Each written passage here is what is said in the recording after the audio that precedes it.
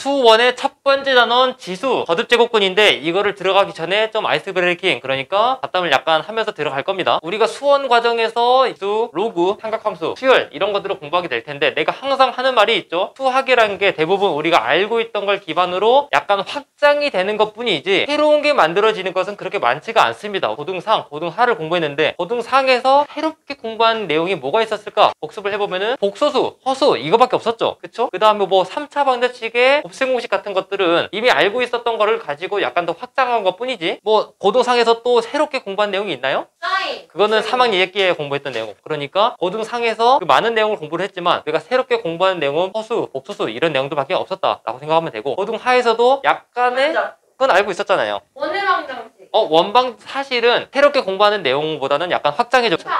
집합은 새로운 개념 맞아요. 원의 방정식은 점과 점 사이 거리를 이용해서 만든 하나의 방정식인데 그거를 새롭게 알아낸 것 뿐이지 새롭게 공부한 내용은 아니죠. 어떤 개념인지 알겠어요? 그러니까 수수 I 같은 개념은 아예 생뚱맞은 녀석이 나타난 거고 원의 방정식은 이미 중등 과정에서도 할 수 있었지만 고등 과정에서 확장해서 공부한 것 뿐입니다. 점과 점 사이 거리도 우리가 2학년 2학기 때 공부했던 피타고라스 기반으로 만들어진 거잖아요. 그쵸? 고등하에서 새롭게 공부한 내용은 집합, 명제, 조건 이런 내용들은 중등 과정에서 아예 흔적도 없었습니다. 그쵸? 그런 내용들이 새롭게 공부한 거다라고 생각하면 되고 순열과 접에서 공부했던 퍼미테이션, 컨비네이션 같은 경우는 이미 알고 있었던 거를 기호로 나타낸 것 뿐이죠. 5개 중에서 2개를 나열한다. 예전에는 그냥 5 곱하기 4로 표현했던 거를 이제는 5 퍼미테이션 2로 생각하는 것 뿐이죠. 그래서 새롭게 공부한 내용은 사실은 복소수, 집합 알고는 없다라고 생각하시면 되겠습니다. 이해가 됐나요? 그러면은 이 이야기를 굳이 왜 하냐? 수원도 마찬가지예요. 수원 전체적으로 봤을 때 새롭게 공부하는 내용은 없습니다. 지수, 우리가 2학년 1학기 때 공부했던 지수 법칙 있잖아요. 2의 1제곱 곱하기 2의 2제곱 하면은 2의 3제곱 되는 그런 내용들. 그것에 대한 약간의 확장된 내용이다 라고 생각하시면 되고 로그도 지수에서 약간 변형이 됐다 라고 생각하시면 돼요. 그리고 이 다음 단원인 삼각함수는 3학년 2학기 때 공부했던 삼각비를 함수로 만든 거예요. 이렇게 약간 확장을 해나가면서 만들어지는 거고 그 다음 단원에 공부하는 수열 같은 경우에는 수들이 여러 개 나열이 되어 있어. 걔들의 규칙을 만들어라 라고 하는 건데 함수를 약간 변형한 거다 라고 생각하시면 됩니다. 알겠죠? 그러니까 수원 과정에서도 그렇게 어려운 내용은 없다. 수투에서 조금 어려운 내용들이 만들어져요. 극한, 이군, 적군 이런 것들 나옵니다. 하면 재밌을걸요? 나랑 같이 하면 재밌을 겁니다. 해서 수원 과정은 고2 때 공부하는 거라서 많이 겁을 먹는 경우가 많습니다. 그래서 겁을 먹지 말아라. 다 알던 거다. 알던 것을 약간 확장시킨 것 뿐입니다. 우리가 중등 과정에서는 이만큼 알고 있었는데 이게 약간 확장되고 해가지고 이만큼 알게 바뀐 것 뿐이고 이게 이제 고등 과정 더 넘어가면서 고3까지 공부를 하면은 이미 알고 있었던 거를 약간 더 확장시켜가지고 알아야 할 지식이 약간 늘어나는 것 뿐입니다. 하지만 새로운 게 나타나는 것은 그렇게 많지가 않더라 라고 생각하시면 됩니다. 이미 너희들이 다 알고 있던 내용입니다. 그러면은 어떻게 확장을 시킬까? 이게 이제 궁금해지죠. 해서 어떻게 확장을 시킬까? 그거를 공부할 건데 그 전에 몇 가지 잡담을 또 할 거예요. 이번에는 수학적인 잡담이라서 더 관심이 없을 수도 있습니다. 대학교 때 공부하는 건데 대수학의 기본 정리라는 게 있습니다. 대수학의 기본 정리. 대학교 때 공부하는 거라서 정확한 정의나 그 개념이나 증명 같은 건 전혀 안 해도 되는데 대충 어떤 내용이냐면은 n차 방정식의 근은 무조건 n개가 돼야 돼요. 무조건. 무슨 소리냐면은 자 우리가 중1 과정에서 공부했던 1차 방정식은 근이 몇 개였죠?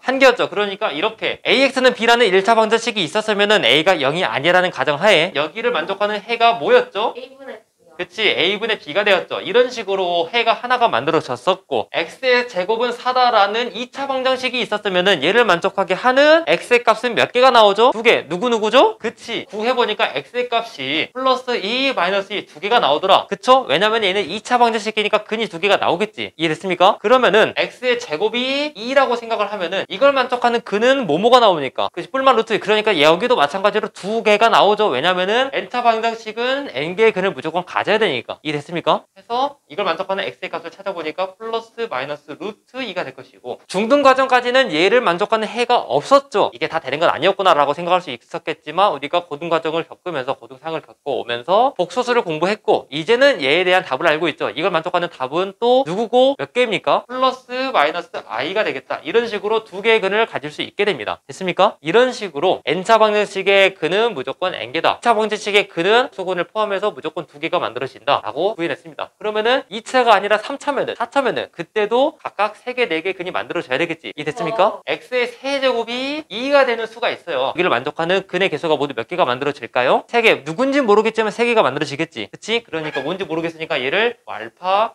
베타 감마다 라고 생각하면 되고, 만약에 x의 4제곱을 했는데 2가 된다, 이걸 만족하는 x의 값을 구하라고 하면은 누군지 모르겠지만 몇 개가 만들어질까요? 4개가 만들어지겠죠. 그래서 얘를 알파, 베타, 감마, 델타다 라고 말을 할 수가 있습니다. 오케이? 그럼 우리는 그 중에서 얘가 몇이다 라고 확실하게 말할 수가 있었고, 얘들이 몇인지를 확실하게 말할 수 있어야 되겠죠. 오케이? 그거를 구할 텐데 어떻게 구하냐? 여기서 아이디어를 얻을 겁니다. 제곱을 해가지고 2가 되는 수가 원래 유리수는 없었잖아요. 그래서 만들어낼 건데 어떻게 만들었냐? 너를 2의 뿌리라고 하자. 그래서 루트 2라고 하자. 루트를 이쁘게 쓰면은 이 기호가 되는 거니까 이렇게 쓰겠다 라고 하는 거잖아요. 마찬가지로 세제곱을 해가지고 2가 되는 수를 뭐라고 할 건데, 뭐 대충 알파라고 할 건데, 얘는 세제곱을 해가지고 2가 되는 거니까 2의 세제곱의 뿌리가 되는 거잖아요. 그쵸? 그래서 얘를 기호를 이용해서 이렇게 쓰자 라고 수학자들이 약속을 합니다. 3 거듭제곱근 2 이렇게 말이죠. 이해됐습니까? 얘도 마찬가지로 그러면은 4제곱을 해가지고 2가 되는 수를 구할 건데 누군지 모르겠어요. 근데 얘를 그냥 이렇게 쓰자라고 수학자들이 약속을 해요. 4번 제곱을 해가지고 2가 되는 수니까 4 거듭제곱근 2. 그래서 기호로 나타내면은 4 거듭제곱근 2가 되겠다. 이렇게 쓰는 겁니다. 그래서 핵심은 뭐냐? x의 n제곱을 해가지고 a가 된다라고 하면은 이때 이 x의 값을 보고 n 거듭제곱근 a라고 하면서 기호는 이렇게 표시를 합니다. 알겠죠? 이해됐어요? 그러면 우리가 어떤 숫자를 보고 걔가 무슨 의미인지 알아야 되겠죠. 자, 예를 들면은 x라는 게 3 거듭제곱근 9예요. 그러면은 얘를 정수만 사용해서 나타내려면은 어떻게 나타내면 될까요? 이게 의미가 뭐예요?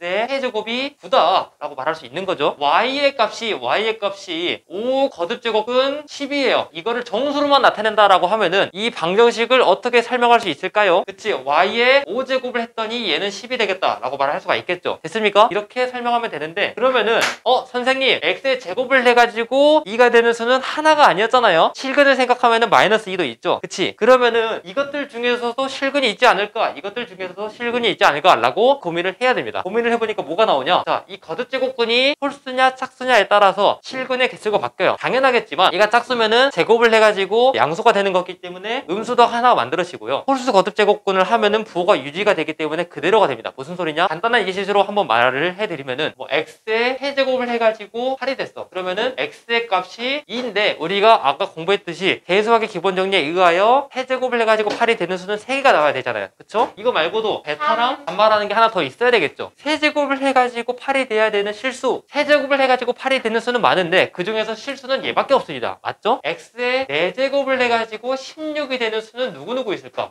그치? x의 값을 예상을 해보니까 플러스 2, 마이너스 2, 그리고 그는 모두 4개가 돼야 되니까 다른 건 뭔지 모르겠지만 뭐 베타랑 감마다 실수근이 몇 개인지는 판단을 할 수가 있습니다. 허수근이 누군지는 모르겠지만 따져보면 얘가 사실은 이 i랑 마이너스 2i가 되긴 합니다. 결국 내가 여기서 말하고 싶은 내용은 거듭 제곱의 개수랑 이 수를 이용을 해가지고 얘의 실근이 몇 개인지를 추측을 할 수 있어야 됩니다. 알겠죠? 실근 x의 개수를 생각을 해볼 건데 x의 짝수 제곱을 했을 때 a가 나왔다. 이때도 a가 양수냐 0이냐 음수냐에 따라서 계산이 달라진단 말이에요. 하지만 너희들이 이미 중3 내용에서 고등3 내용에서 했던 내용입니다. a 값이 0보다 크면은 자 물어볼게요. a 값이 양수야. 근데 짝수 거듭 제곱을 했어. 그때 만들어지는 실근의 개수는 몇 개가 될까요?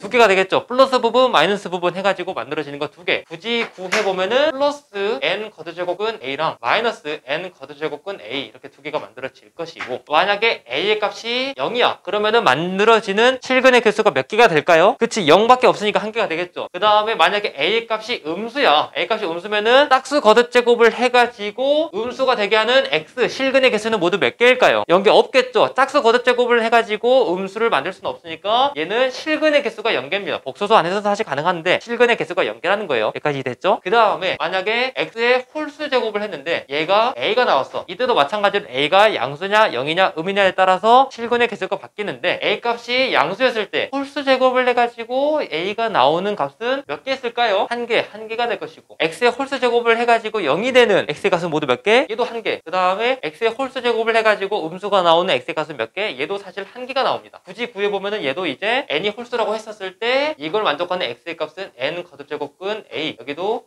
n 거듭제곱근 a 이렇게 하나씩 만들어진다. 얘는 당연히 여기겠죠. 여기까지 이랬습니까? 이거를 토대로 거듭제곱근을 물어봤을 때 x의 n제곱이 a다 라고 했었을 때 그걸 만족하는 x의 값을 바로 말할 수 있습니다. 아직 기본적인 내용이에요. 여기까지. 이제 이거를 가지고 몇 가지 연산을 좀 알려줄 건데 이미 해봤던 내용들입니다. 자, a가 양수이고 b가 양수라고 했었을 때 중3 내용에서 공부했던 겁니다. 한번 복습을 해볼게요. 루트 a랑 곱하기 루트 b랑 곱하면은 뭐가 되죠? 루트 ab가 되었고 곱셈을 해봤으니까 나누심도 해봐야 되겠죠? 루트 a분의 루트 b를 하면은 뭐가 됩니까? 루트 a분의 b가 될 것이고 그 다음에 거듭제곱도 한번 해볼게요. 예를 들면은 루트 a란 게 있었는데 얘 m제곱을 하면은 뭐가 될까요? 그치? 루트 a의 m제곱이 되겠다 라고 말을 할 수가 있겠죠? 여기까지 됐습니까? 근데 내가 이걸 아는 걸 왜 썼냐? 이게 우리가 공부하는 거듭제곱근에서도 똑같이 나옵니다. 그리고 미리 알려주는 건데 x의 제곱을 내가지고 a가 됐다라고 합시다. 그러면 a는 당연히 양수가 되겠죠? 오케이? 보통 이럴 때 우리는 x를 뭐라고 표현했었어요? 루트 a가 되겠죠? 근데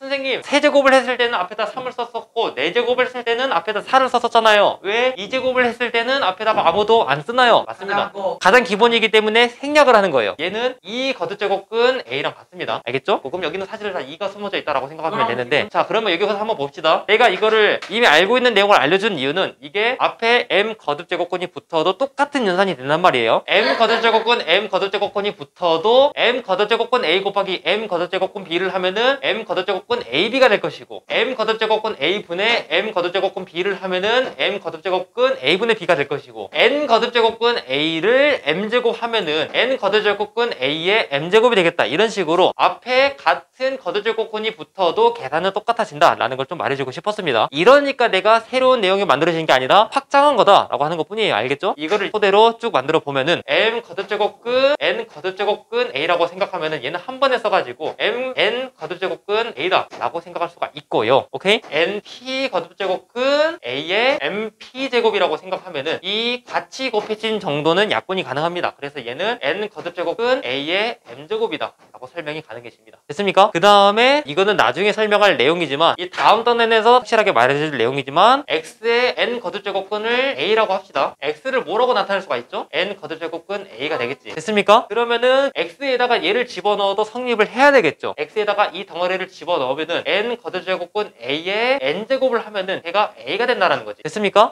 그러면은 n제곱을 해가지고 a가 되는 게 사실 이것뿐만이 아니란 말이에요. 표현 방법으로 굳이 만들어 보면은 밑이 a이고 지수가 n분의 1인 녀석의 n제곱을 해도 같아지는 거잖아요. 그쵸? 둘이 곱해서 1이 될 테니까. 이해가 됐습니까? 다음 시간에 공부하는 내용이지만 이렇게도 설명이 가능하잖아요. 결론적으로 뭐냐? 얘랑 같아진다. n 거듭제곱근 a랑 a의 n분의 1제곱이랑 같아진다. 이거를 이용해서 많은 문제가 풀어집니다. 이거는 다음 시간에 공부하는 건데 미리 알고 있으면 도움이 되는 거니까 좀 알려줬습니다. 여기까지 지수법칙에 대한 기본적인 내용입니다. 어려운 거 있나요? 없죠? 해서 이런 식으로 지수법칙에 대한 간단한 내용들을 알려줬고 개념을 아는 거랑 문제를 잘 풀 수 있는 거랑 다르니까 바로 대표 문제를 풀어주면서 잘 풀 수 있게 도와주겠습니다. 오케이? 질문 있습니까? 박수 치면서 마무리하겠습니다. 박수!